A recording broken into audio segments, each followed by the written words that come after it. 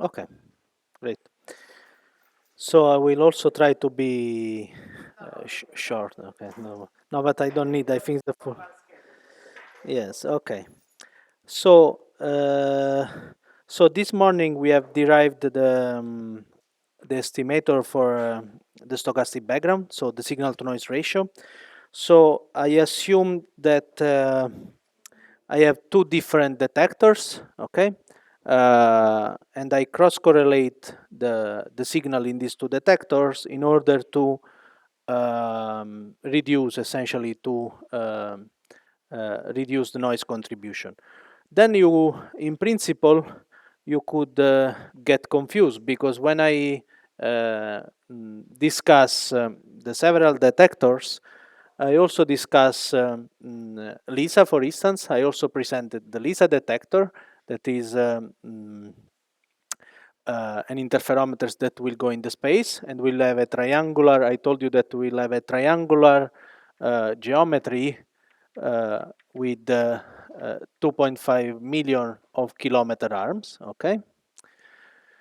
So NDT in its first configuration will also have a triangular configuration. When I people has realized or has proposed, let's say, triangular configuration, so they had in mind something like this, okay? So as I was telling you also in the previous lecture, okay, here you have something like you have 3 detector, or even more precisely. So what we are call this detector, what we call this detector are the, instead of detector we call these channels, okay? Because these are a combination of the uh, um, laser link within the 3 main spacecraft, okay, of the LISA detectors. So, but as you can imagine, these detectors are collocated, okay? They are in the same things, in the same place. And also, they share also the the beam splitter, so they share also the same spacecraft, okay? So this means that there could be correlation in these detectors. So what is typically done, okay? Uh, these are 3 Michelson combination, okay?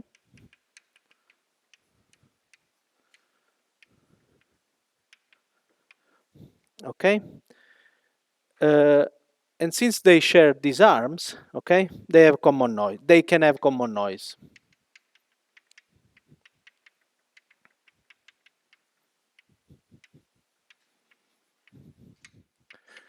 So, but still, to detect the background, you need to take the cross correlation, okay?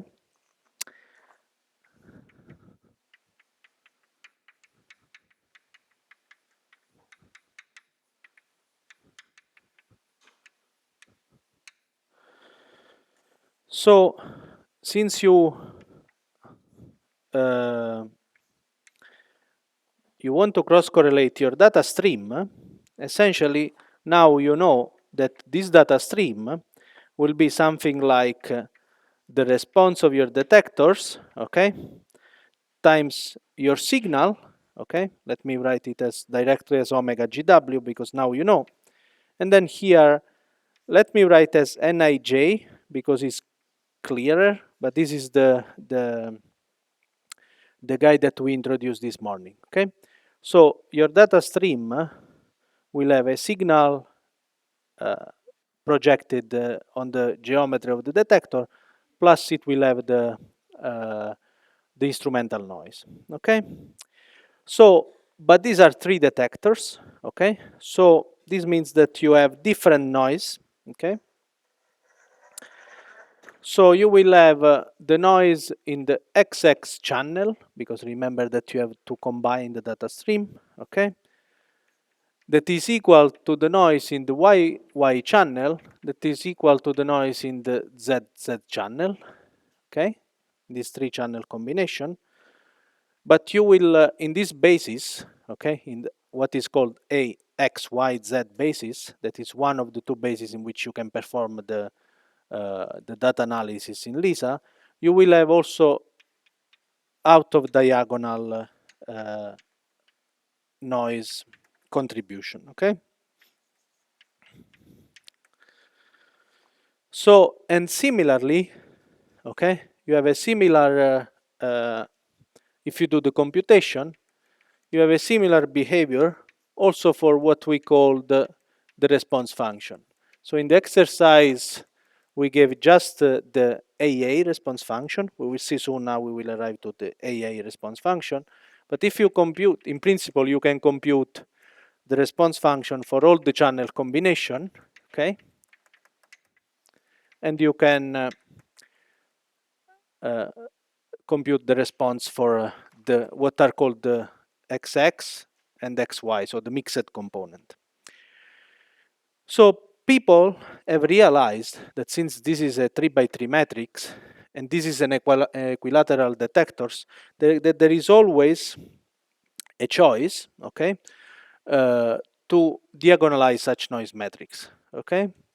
So in the sense that you take this noise matrix, you perform a rotation, and you obtain what are called noise orthogonal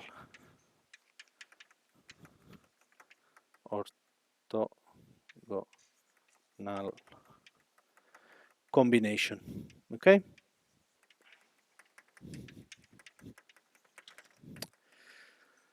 And this is the so-called A, E, and T basis for Lisa, okay?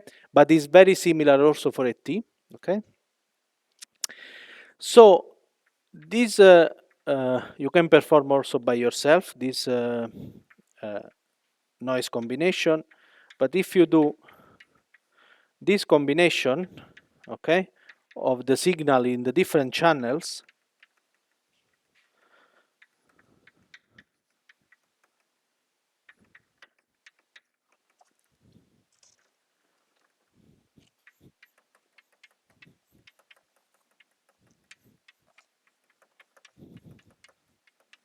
okay, you combine the different channels and you get something that is noise diagonal, okay, which, and you have only the component NAA that will be equal to NEE, that is NXX minus NXY, and you have NTT equal to NXX plus 2NXY, okay? So essentially your 3 by 3 matrix has been reduced to a diagonal matrix, okay? So it will be clear soon why this basis is a bit more convenient. And similarly, also for the response of your detectors, so you will have something like this, okay?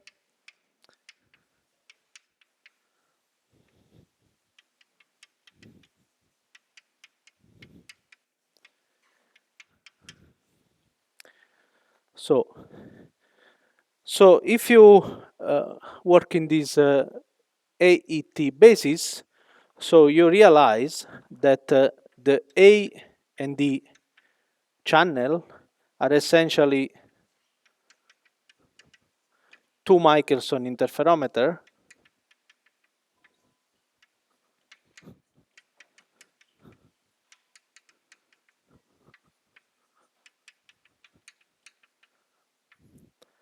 rotated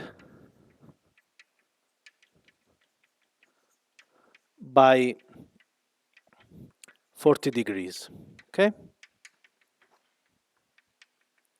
So essentially if you take 2 Michelson interferometers, okay, and you rotate them of 40 degrees, 45 degrees, so you get the same sensitivity, okay?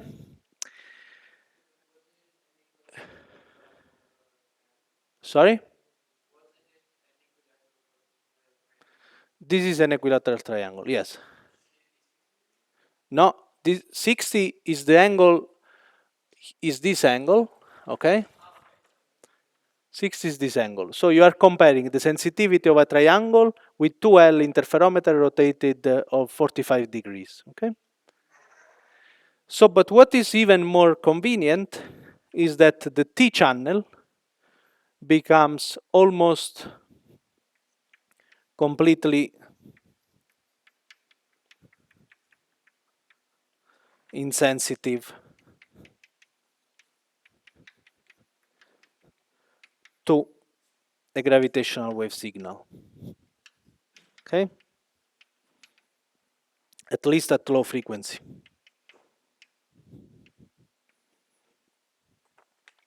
Okay, so what is the advantage of having what is called a T channel, a blind channel, if you want? So first of all, this can be useful to calibrate the other two channels, okay, the A and D. But it can be used in some cases where, for instance, you want to perform the reconstruction of the signal, that you can use the T channel as a prior, the information on the T channel as a prior for the other two channels, okay? So, because in principle, so if you perform, for instance, your the computation of your sensitivity curves for the three channels separated, okay? So you will get something like this. Now you know what I mean. Okay, this is the usual 10 to minus 12 for Lisa, more or less. So these are the PLS for AA and EE. I am treating them separately, okay? At the end, if you want, you have to sum everything together. You would see that if you compute the sensitivity for the TT channel, you see here you don't have sensitivity to the stochastic background, right? So the only channels that help you at low frequency are the A and D channels. So this means that the T channels can be used, for instance, as a prior, because you would not have any gravitational waves information, you just have noise information there, right? As a prior for the other two channels. Okay, this is some things that can help you when you do the analysis. So if you want more information on these, okay, so this is one paper where we extended all the analysis that we perform on the stochastic reconstruction, background reconstruction, to the three channel combination. So whatever I told you here is valid in the limit where the three detectors are assumed the same, the arm are assumed completely static, okay? So you don't assume any briefing between the arms. And also what you assume here is that all the parameters, if you want in a simplified assumption, so each spacecraft should have different AMP, right, in principle. But we assume in a simplified assumption, in the TDI 1.0, if you want, is called, that the noise parameters, these two noise parameters, are the same in all the three detectors, okay? In a first approximation, this is good.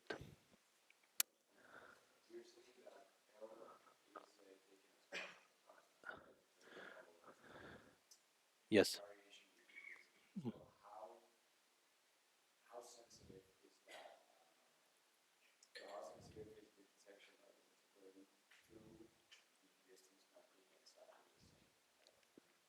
Yes, of course. So if you want to take into account, uh, mm, if you want to take into account, for instance, the breathing of the satellite, so there are some function that, for instance, are injected in the simulator where you simulate the noise that keeps into account the relative breathing of the detectors. Okay, of course. So the level. So now it's a very long distance.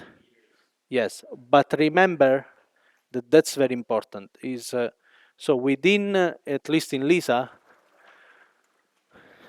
remember that when I briefly introduced the time delay interferometers, in each of these spacecraft, there will be an optical system that performs the TDI. We will combine all the signals, okay, and we reduce and will help also to account for this. This is something that should be sent to us on the Earth, and the data should be calibrated considering all these noise disturbances, right? So, and we should try to model this, okay? Yes, but if you, for instance, typically people use is the 1.0. It is the one that the TDI 1.0.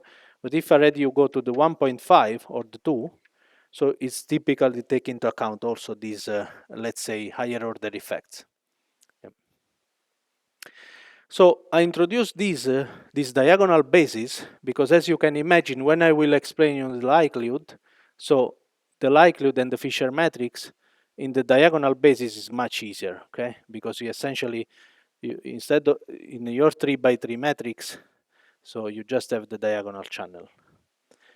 Now, before moving to the likelihood, so let me tell you the expected signal in the Lisa band, in the sense the expected frequency shape, because I always discuss a couple of sources, okay? I discuss the inflationary one, okay? The astrophysical one, the astrophysical background, and the one from scalar induced. But at least when you,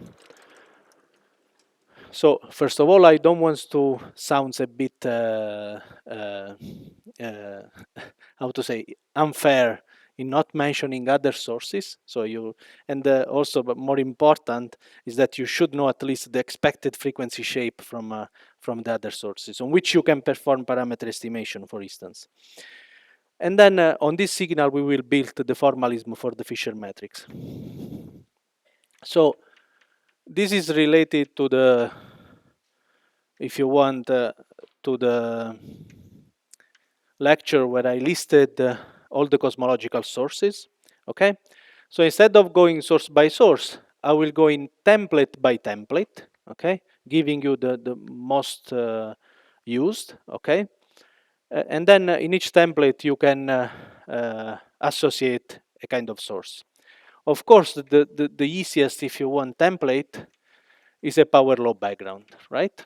And this is something that now you know, okay? This is a typical background, the typical template. Okay, let me write it here.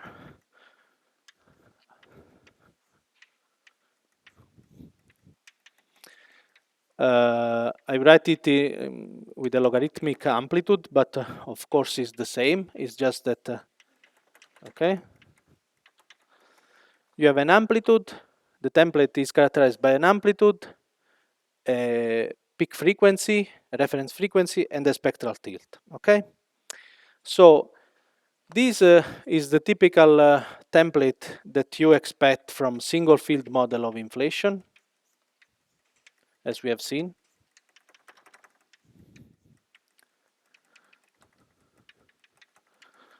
Or for black hole binaries, okay? I wrote here stellar origin black hole. So let's, since we are focusing on LISA, but this is general, okay? Where your NT is two-thirds, okay? Of course, you can find also other sources that goes in this frequency band, okay? And this is something like this, okay? So the next template that we typically use,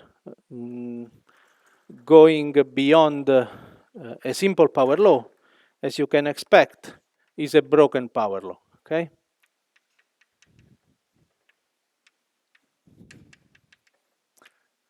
So the typical way in which you can parameterize a broken power law is the following.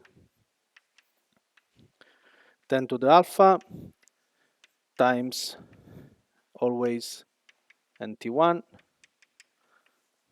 Okay, there are thousands of ways to parameterize a broken power law, but this is just one of them. Okay, so this is a broken power law in frequency space. So yes, another question? No. So this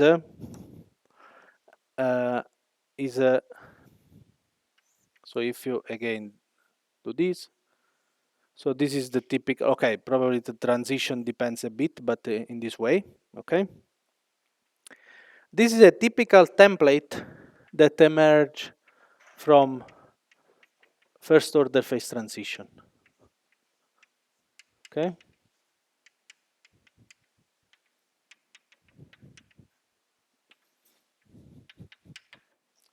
Okay, or if you want, but with the different,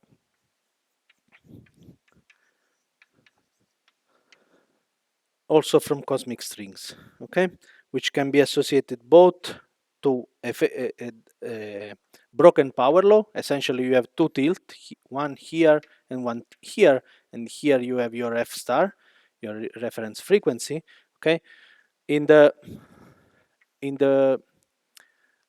this is the typical signal expected from a first order phase transition, where this nt is typically equal to 3, because it's essentially dictated by causality reasons. Okay, remember these are bubbles. Okay, while cosmic strings as a typical template like this. Okay, where the amplitude of this signal is fixed by the so-called string tension. Okay, right. So yes, this is a broken power law. Okay, so the next one that is typically also considered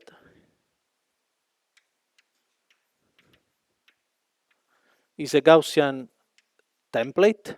Okay, it's a Gaussian bump template. Okay, so this is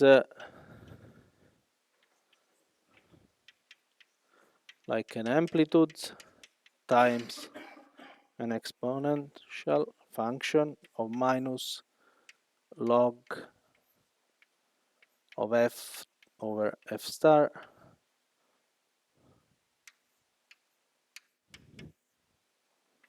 over some width. Okay, this is a typical template that happens from, for instance, as we have seen, some scalar induced gravitational waves. Okay,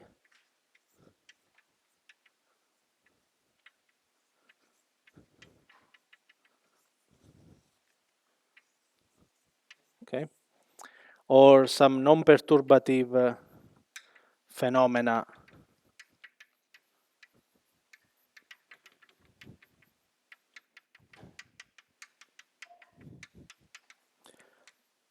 post-inflationary. Okay, okay, and yes, of course. So if you want to, you have a Gaussian bump here. Okay, so just to conclude this overview, since I give you some of these templates, there are also other templates. So let me mention the expected template for the two foregrounds that we expect to see in the Lisa band. Okay, so remember that your data stream will be some signal plus the noise. Okay, where the noise is the instrumental noise plus, let me write it here, the foregrounds. Okay, for us, for people that wants to detect the cosmological background, or for people that wants to detect the astrophysical resolvable sources, the astrophysical background is a foregrounds. Okay, So I told you already that we have two guaranteed background in the LISA band. One are the extra galactic stellar origin black hole binaries. Okay. So these have a typical template. So if you want to plug this uh, in your power law derivation, okay, this is the typical template that you have to assume: extragalactic stellar origin black holes. So typically these in the LISA band, considering uh, the LIGO bound, okay, are expected to be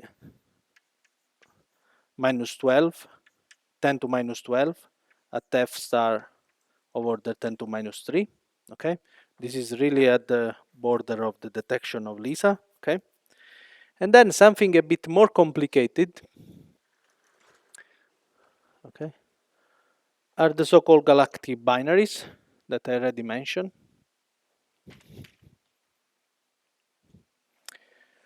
So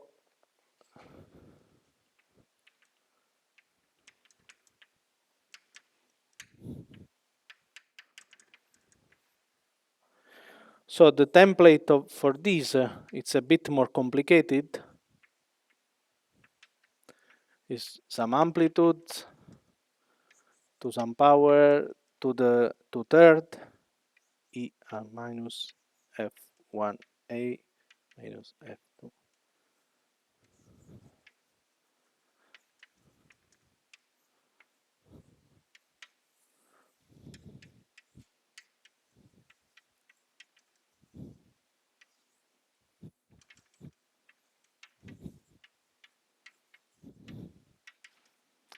So the frequency, so where you have you see you have many free parameters. You have these, you have these, you have these, you have these, also these. Okay, so it's quite complicated template. Okay, so what we typically do, so we essentially fix the shape, okay, and we let vary only the amplitudes. So there are some estimate for LISA for this that gives this equal to 10 to minus 8. Okay, so if now I draw the LISA sensitivity curve, okay, so you expect to have this contribution here from the galactic binaries, okay, and then you expect to have the stellar origin black hole, okay, here. Okay. So when you perform your data analysis, whatever, or the parameter estimation, even better, so this guy here, in a first rough approximation, will have two parameters, okay? So this guy is here, as you can see here, it has 7 parameters, okay? So remember, as I told you, that we have something like 10 to the 5 object of these, okay?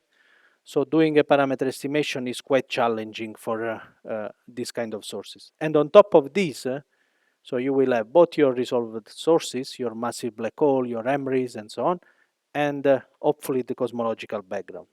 So you need really to perform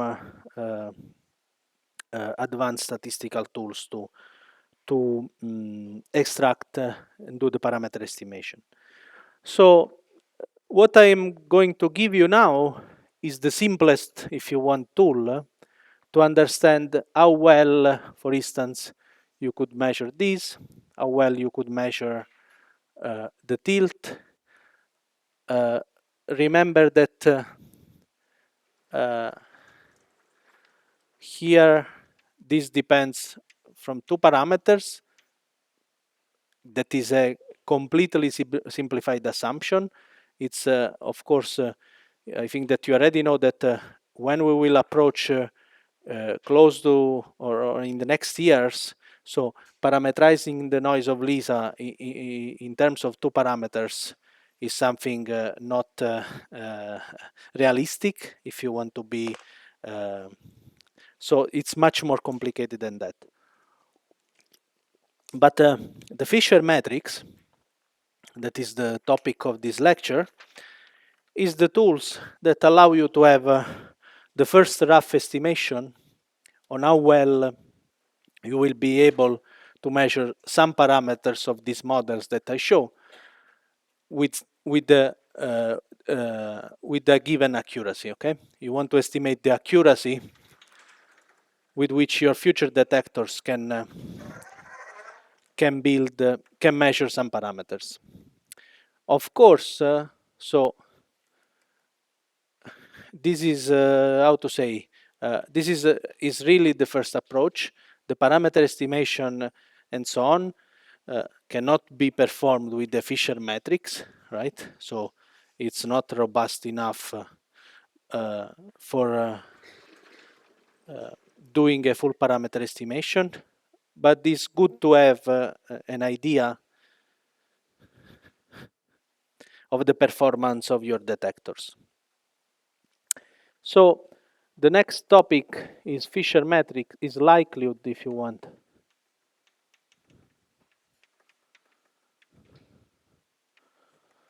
And Fisher matrix for stochastic gravitational wave background. Okay, so you already understood what we need. It's a tool to determine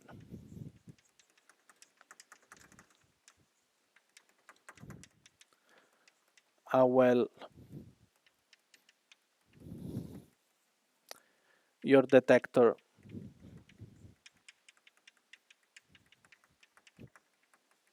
can measure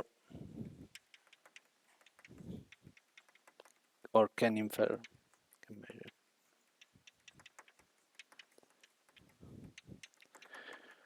some parameters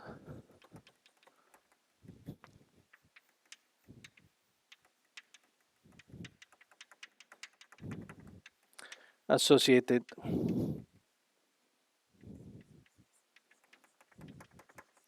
to your model. Okay, so now an important concept, okay, is the concept of covariance, right? So you need the data, you need to estimate the covariance between this data. Okay, let me introduce this simple concept. Okay, so suppose that you have a data set. Okay, so in this data set, okay, consists of n real numbers. Okay,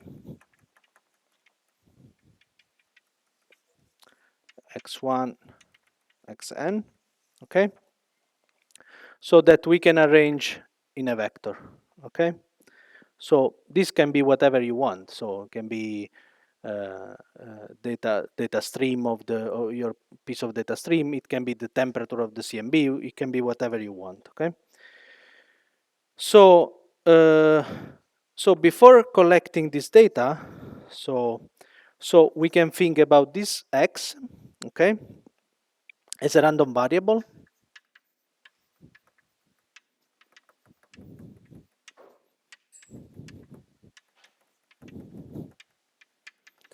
That has a specific with some probability distribution.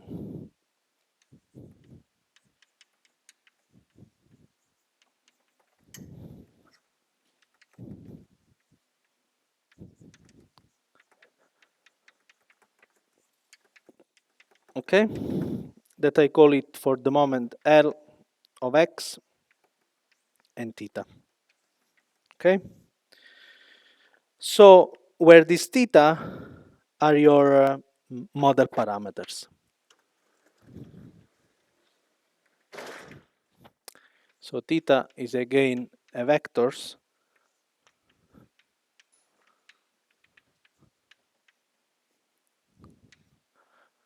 that sets your model parameters. Okay, so yes, no, they can be different, so you don't. Yes, this can be also m. Yes. So now let's assume that you have a true parameter value. Okay, so let's set this theta 0 as the true parameter value. So that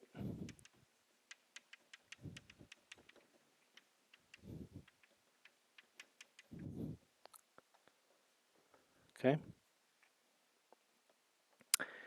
and theta is our estimate. Theta bar is our estimate of theta. Okay. Yeah, probably I should write a bit better. So in this way, this means that also theta is a random variable, right?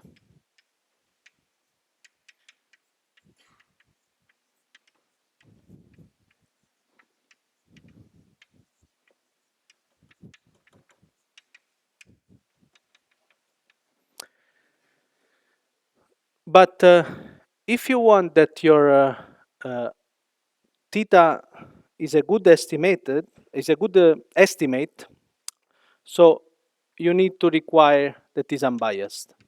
Okay, so you are looking for the best estimate. Okay, and to claim that is a good estimate, you need to require that is unbiased. Okay, this means that if you take the average of this, it must correspond to the true parameter value. Okay, that is the definition of unbiased. So, and you also require that it must give the smallest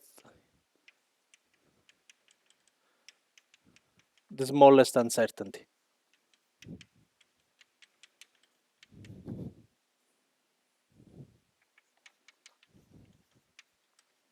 Okay. So if you want, so you are looking for something that is minimizing your standard deviation, right?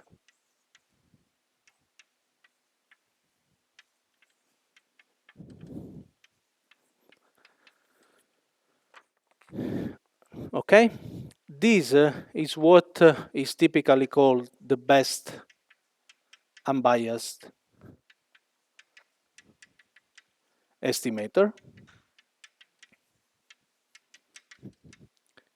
or BUE theta I.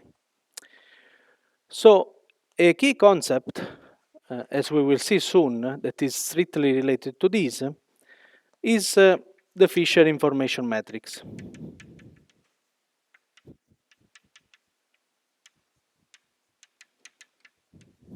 Okay, you will understand soon why, but it's defined. Let's call it Fij.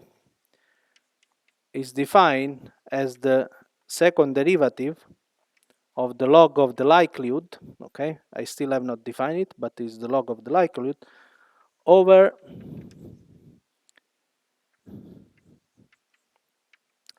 the parameters, where this L log of the likelihood is the natural logarithm of my probability distribution. Okay, this is just a definition. It's not complete. Okay, but is this. So, and another key quantity to understand this is the concept of maximum likelihood estimator.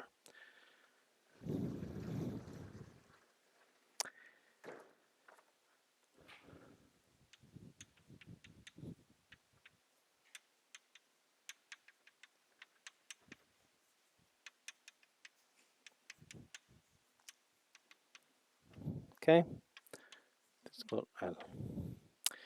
So that is the value of your parameter vectors, is the value of theta, let's call it ML, maximum likelihood, that maximize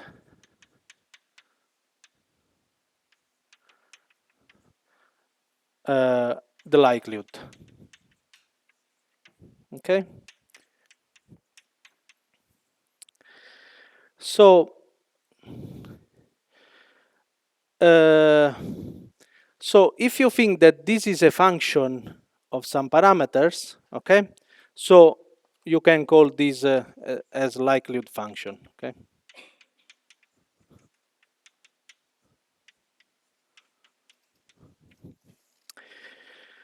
So to help defining some value or some estimate of the parameters or the uncertainties on the parameters, it has been found that there are some theorems, okay, that holds in this case, okay. So the first theorems or bounds, that is the Kramer-Rao inequalities, gives you the condition that for any unbiased estimator,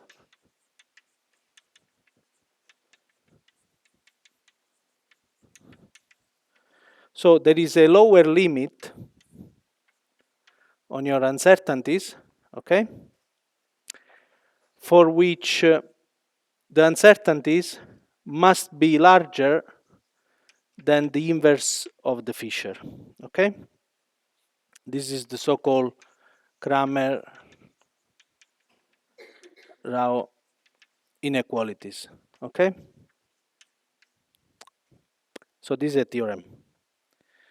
So this is the minimum uncertainties that you can get. We will see that is larger or equal, in some cases equal, okay.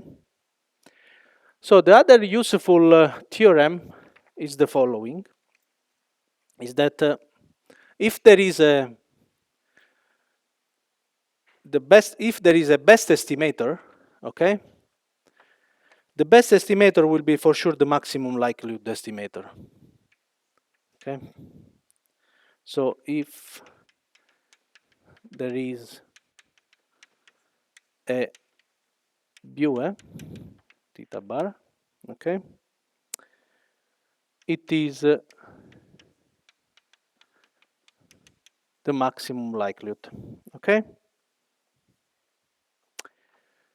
So, and finally, third, so the maximum likelihood estimator is asymptotically the best unbiased estimator when you have the large data set. So let me stress these inequalities, okay, because this will be the starting point for defining our Fisher matrix, okay. So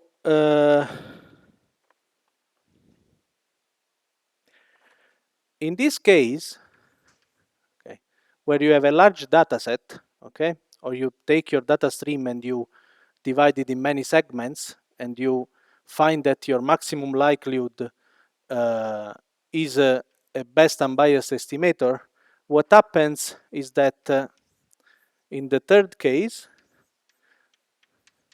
so you can take advantage of the fact that inequalities becomes an equality, okay.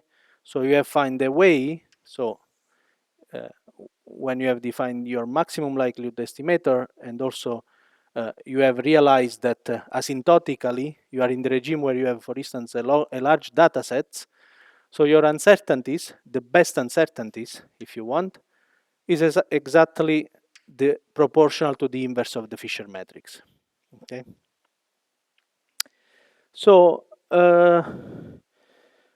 let's now, before computing it for the stochastic background, let's try to understand if this Fisher matrix has a physical meaning or not, right?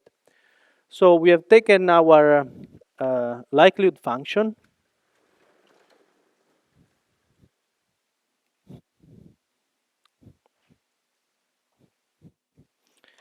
okay? So you take your likelihood function, you Taylor expand,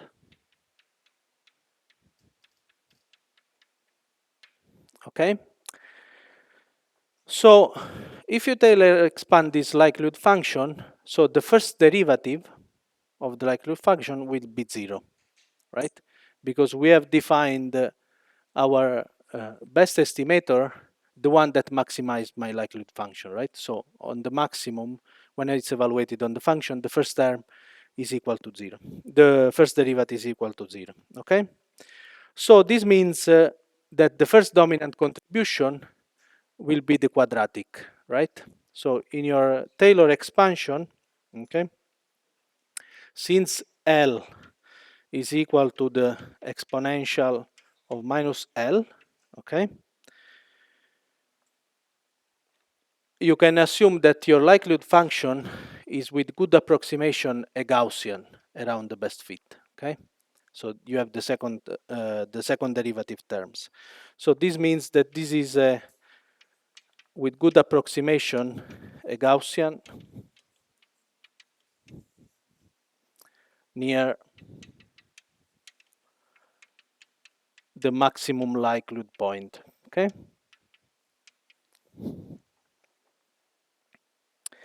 So this means that if you have this Gaussian PDF, okay, so, and you have that condition, so the Fisher matrix is telling you how fast, so if you want, the third order terms becomes important compared to the second order terms, okay?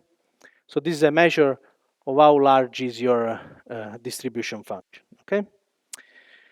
So if everything is under control, okay, in principle, and you want, this is a very careful point, when the approximation of using a Fisher matrix is correct. So you should be careful that you don't have any intrinsic non-Gaussianities, okay? Because of course, this would deviate from a standard Gaussian PDF, right? So this means that approximating your likelihood with a Gaussian would be allows you to underestimate your error or to overestimate your error. It depends. So if we now we interpret, okay,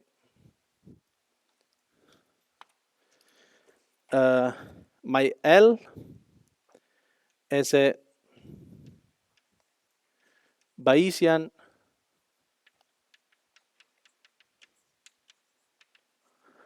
probability distribution, okay? So the covariant derivative, C, okay, to the minus 1, okay, will be equal to the derivative of the likelihood function over the second derivative of your likelihood function at the maximum likelihood points, okay?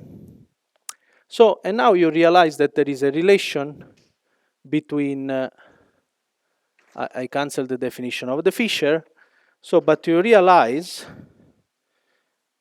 that there is a relation between the inverse of the covariance matrix and the Fisher matrix, okay?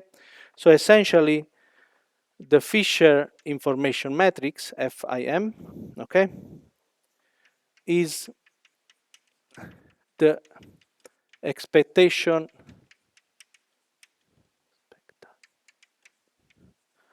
value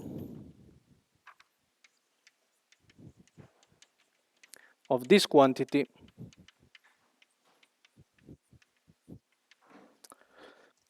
in evaluated in theta on the best fit value, okay?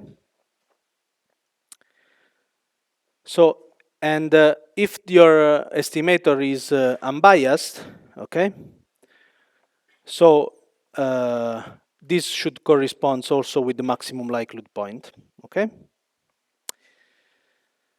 So essentially, coming back to the previous point, So it's telling you how fast essentially is your width and the shape of your Gaussian approximation around the peak. Okay. So if you realize that there is this relation between the inverse of the covariance of your data and the Fisher, they are the same thing, essentially, right? So you then can write the inverse of the Fisher, okay, as an estimate of the covariance matrix, okay? So you take C, this will be your theta bar theta transverse minus theta theta, okay? And you can use this as an estimate of the accuracy of your parameters. So this is very general. I didn't specify anything. So around about my likelihood, my probability distribution. Now let's go in a Gaussian case. Okay, let's assume that your probability distribution is Gaussian.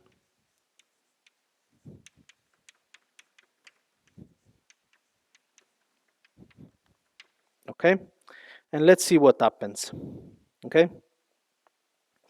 so let's write your log likelihood. So, okay, so here I'm neglecting a normalization factors. So if you track all the calculation that I did, this should be the log of the determinant of the covariance matrix plus your data minus your best fit times the inverse of the covariance times the data minus the best fit transverse. Okay, so where essentially this is the mean vector. So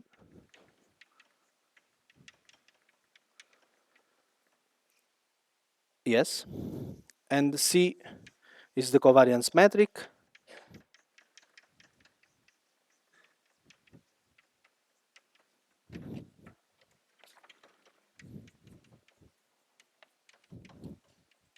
Okay, well, just for people that are less familiar with this, x mu times x minus mu t. Okay, so and as you see, they both depends on the model parameters. Okay, so we have everything. Okay, so if I define my data matrix,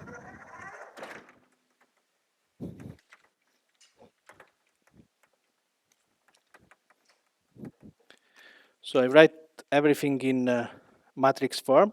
So I define my D, my data matrix, as x minus mu, x minus mu.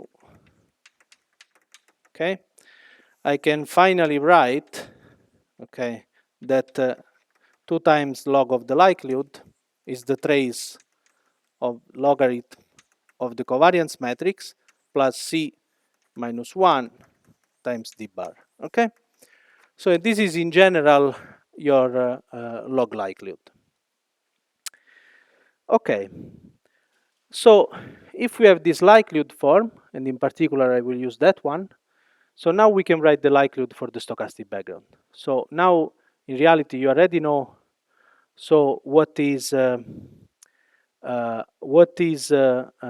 covariance. We have seen what is the covariance. We have seen what is the your data vectors. Okay, let's specify to the Lisa case. Okay, and for a stochastic background in particular.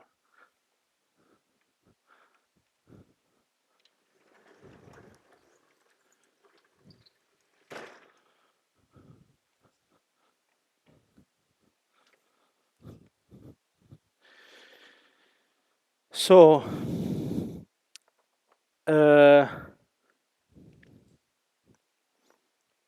yes. So what we typically do, since there was a question this morning about this, so So we have a total observation time in Lisa that we call TD, okay? So we divided the data stream, we take the data stream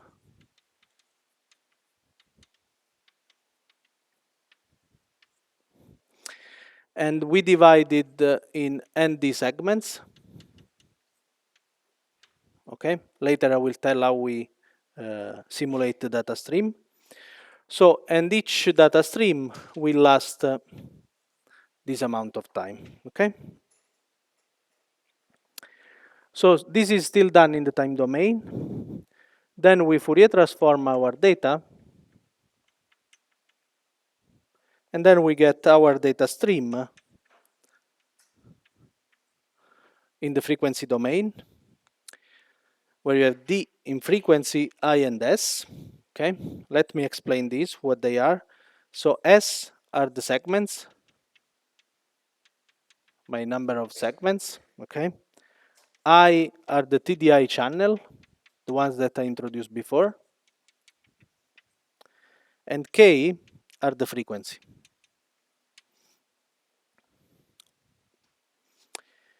So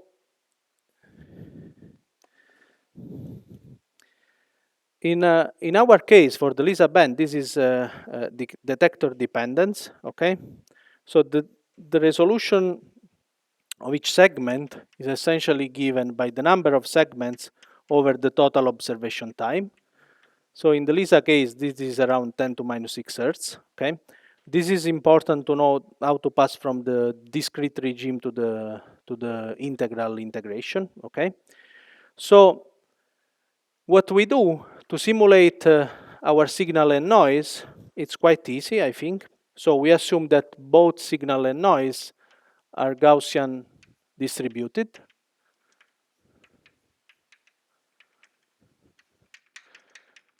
Essentially, for people that like this part, so this is my signal. I assume that my signal is characterized by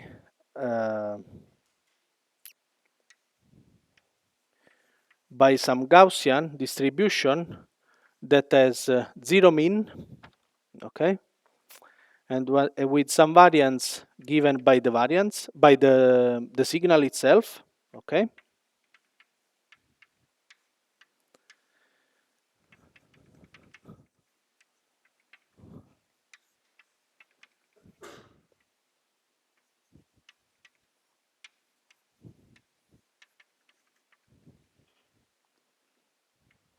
Okay, should be like that, square, okay. So there is a subtle point here that we generate both the real and the complex part, okay. Yes.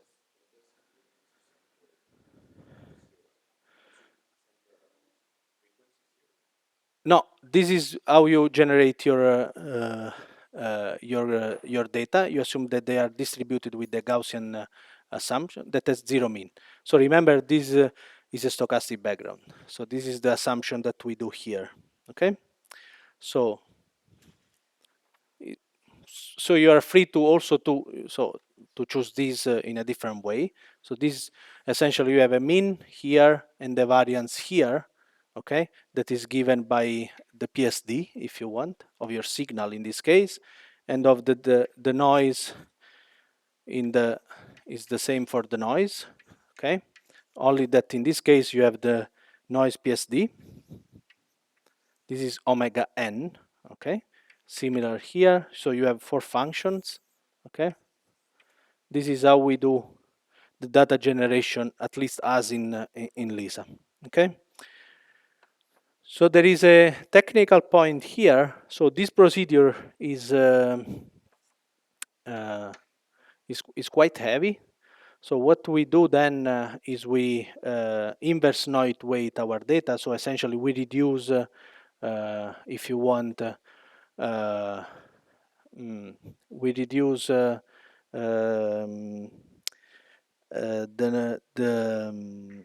we average the noise, okay?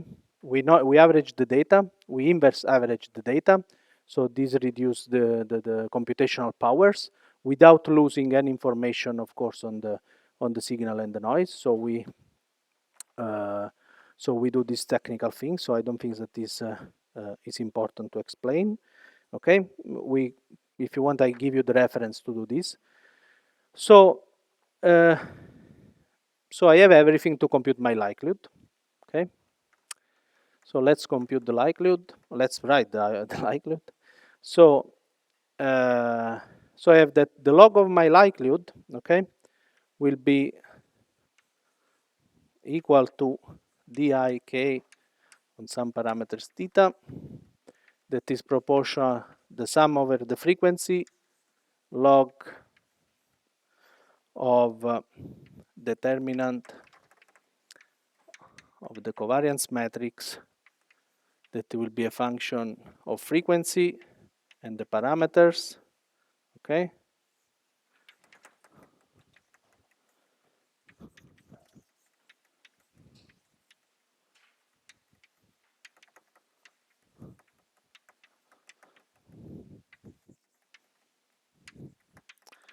So remember that all these are so matrix operations, all right? So even if I write it in this way, so you need to struggle a bit. So what is the point here, okay? So the point here is that now I have my data, I have my covariance matrix, I have my frequency, and I have my parameters. So now you have to decide which parameters you want to compute your Fisher matrix, right? In the easiest case, okay, let's say in general, so your set of parameters is something, if you want, related to, let's, some noise parameters that are still vectors, some signal parameters, okay? In general, these are the two parameters on which you want to perform your Fisher matrix. So what is theta n in our case? Theta n in our case is, for instance, the two AMP parameters. If you want, is also my alpha foregrounds and T of the foregrounds, okay? These are the noise parameters. It depends how if you want to reconstruct them as a noise parameters. On the other end, my signal parameters will be the one that is characterized by signal, my cosmological signal. So let's write it as a cosmological parameter. It depends on the model that you have, right? So if you have a power law, you can have 3 parameters. If you have a broken power law, you can have 4 or 5 parameters. It depends your template signals.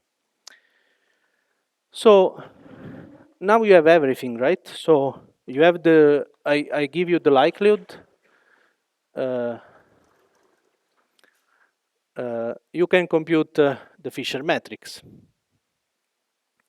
So if you do the exercise, okay, your Fisher matrix will be minus the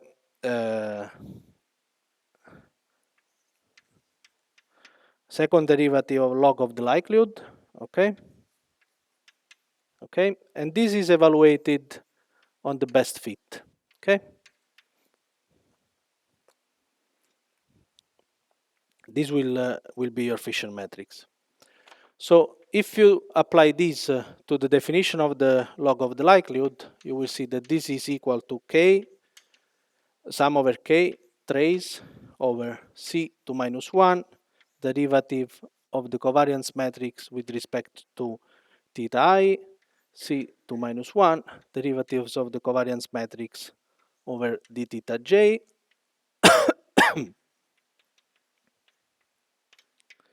evaluated on the best fit, right? So your theta 0 are your best fit parameter.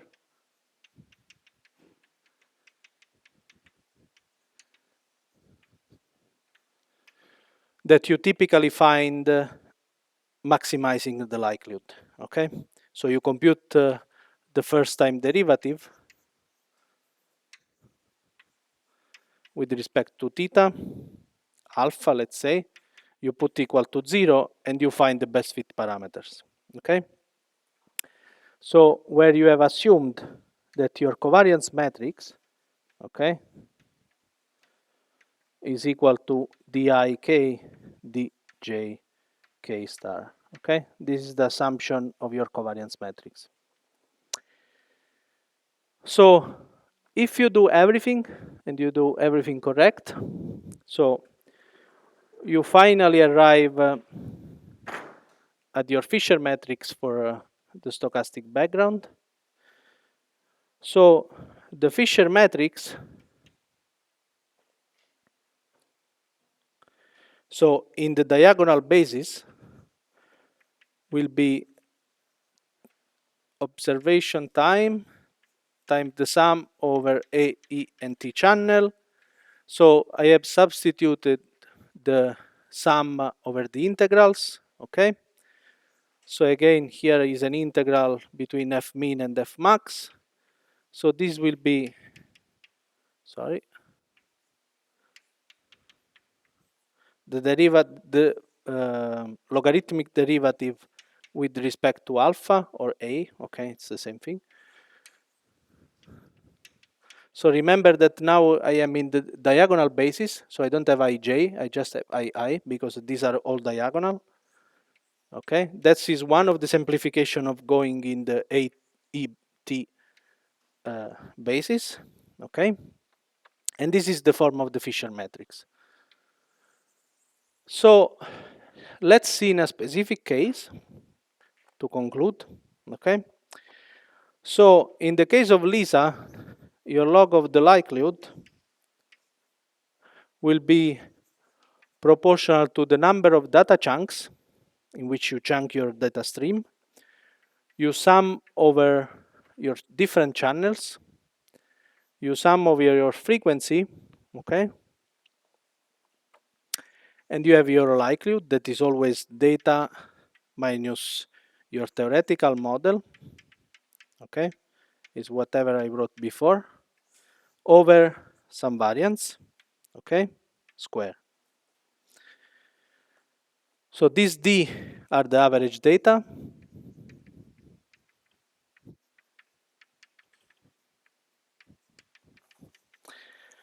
This is the theoretical ansatz for your data, right? So this will be dgit of k. It will be, this is the theoretical ansatz, so is rii if you want, or rij in general, f of k, omega gw of fk, plus the noise of the detector. Now I'm working in omega units, so this is f of k, this is the noise, okay? This essentially will set your variance, okay? So this means that my variance is given by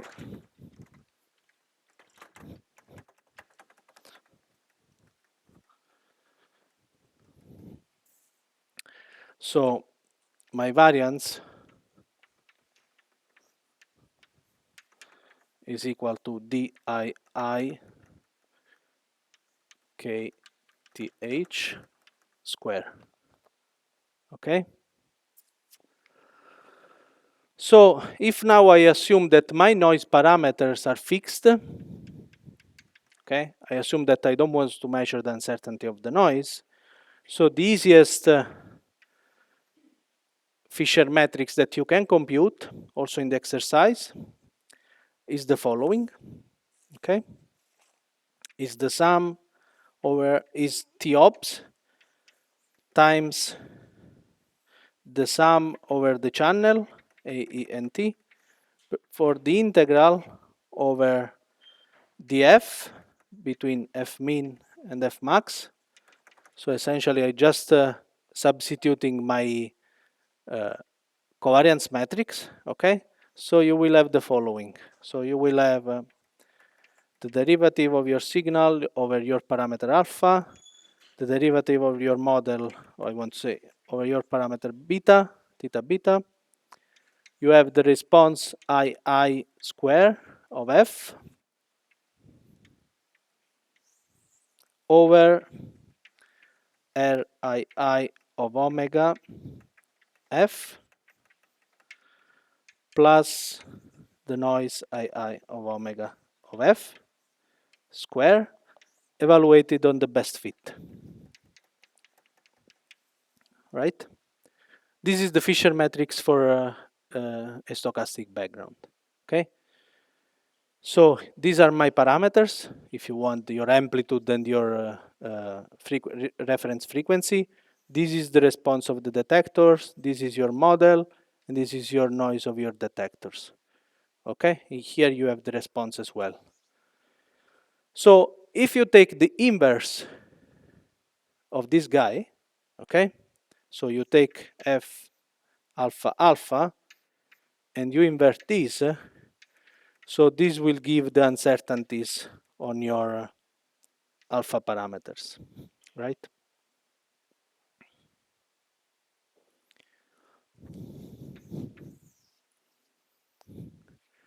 So, and in this way, with this simple tool, so you can derive the uncertainties on your parameters. So remember also that there is this one, okay? And there is also the sum over the channels, okay? You can also compute one on single channels and then you multiply, because this is a logarithmic of the likelihood, so it's a sum of the Fisher matrix. So how many people are lost?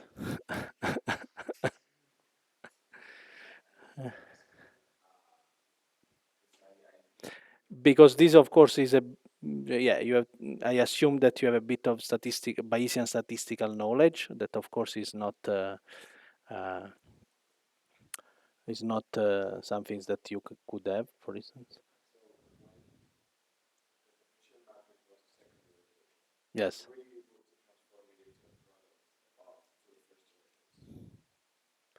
Here, no. Whenever you perform the second derivative, so remember this is a square here. So it's the log of the. You take the derivative of the log, right? So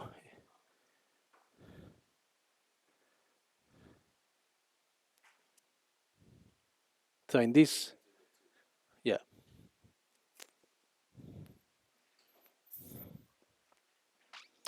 Questions?